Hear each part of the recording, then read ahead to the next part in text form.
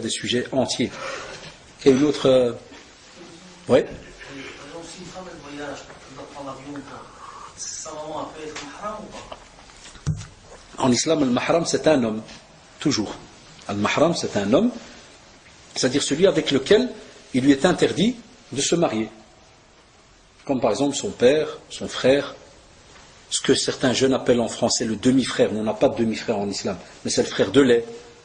Tu vois? Par exemple, le frère de lait, ou bien le frère que tu as, que sa mère n'est pas ta mère. Tu vois?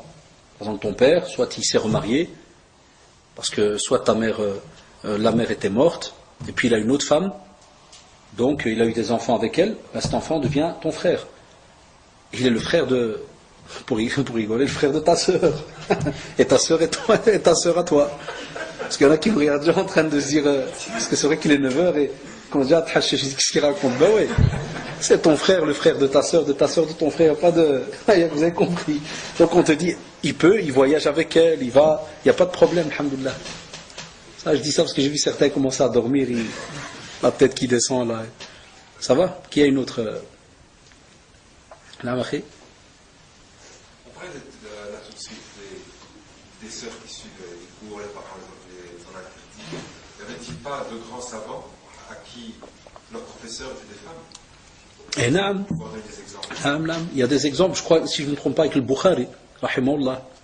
Et naam. Et il y a des femmes dans le domaine de la science, en prenant la toute première qui était connue, Khadija radiallahu anha. Comme ça, après elle, Aïcha radiallahu anha. Toutes les femmes venaient chez elle pour les questions. Sinon le prophète sallallahu leur aurait dit non, ne réponds à personne. Moi je réponds. Non, même après sa mort, sallallahu alayhi wa sallam, elle expliquait la religion aux gens. Et on a comme ça des anciens savants qui avaient comme professeur, des fois dans des biographies, tu trouves des noms de femmes. Et il y avait alhamdoulilah, le respect dans l'apprentissage, il y avait la manière, donc il y a tout un système chez nous.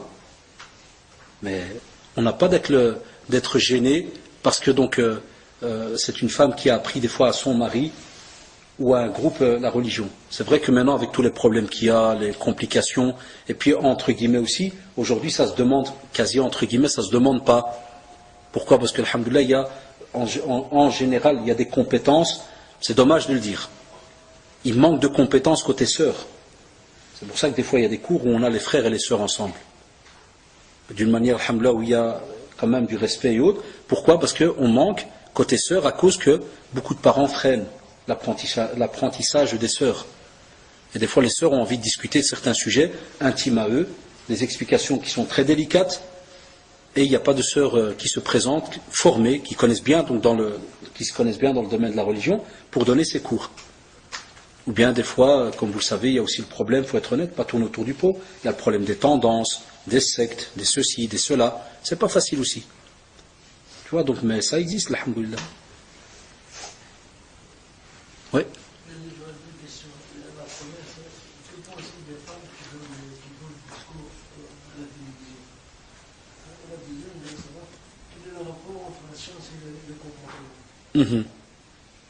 Par exemple, le frère il dit, lorsqu'il y a par exemple des fois des conférences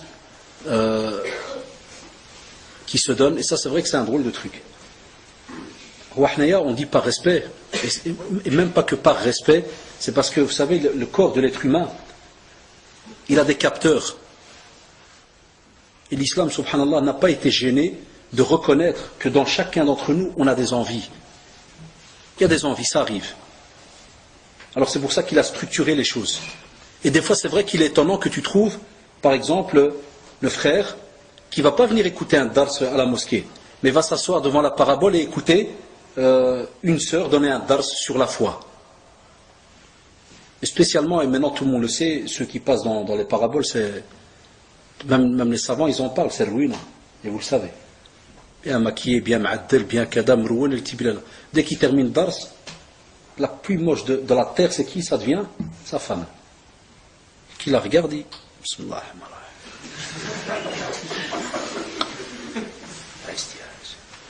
Ah ouais. Ah, c'est une moussiba dans les paraboles, et vous le savez. Il ne faut pas tourner autour du pot. Un type qui voit ça pendant des semaines, moi, sa relation avec son épouse, là, elle change. Elle change.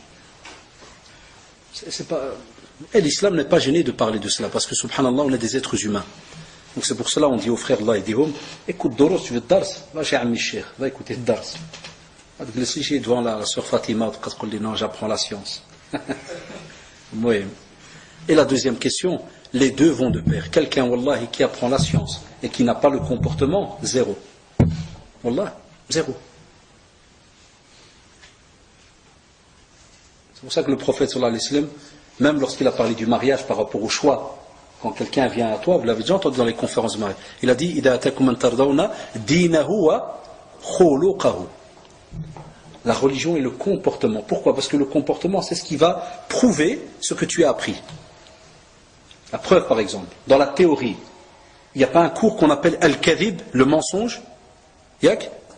Mais qu'est-ce qu'a dit le prophète par rapport aux musulmans? Quand on lui a posé la question, est-ce qu'il peut faire ceci? Il a dit là, il a dit oui, ça peut arriver. Puis dès qu'il est arrivé, est-ce qu'il peut mentir? Qu'est-ce qu'il a dit? Non. Parce qu'il y a des cours théoriques, c'est une chose, et puis il y a ce que tu vas mettre en pratique. Et on le voit comment? Dans ton comportement. C'est pour ça qu'Allah subhanahu wa ta'ala aussi dans le Coran le voit. Il ne suffit pas seulement de parler, d'avoir la théorie, de dire voilà, il y a Allah subhanahu wa ta'ala, c'est notre Seigneur, mais quoi? On doit le voir dans ton comportement, dans ta pratique. Après, ils se mettent sur la droiture.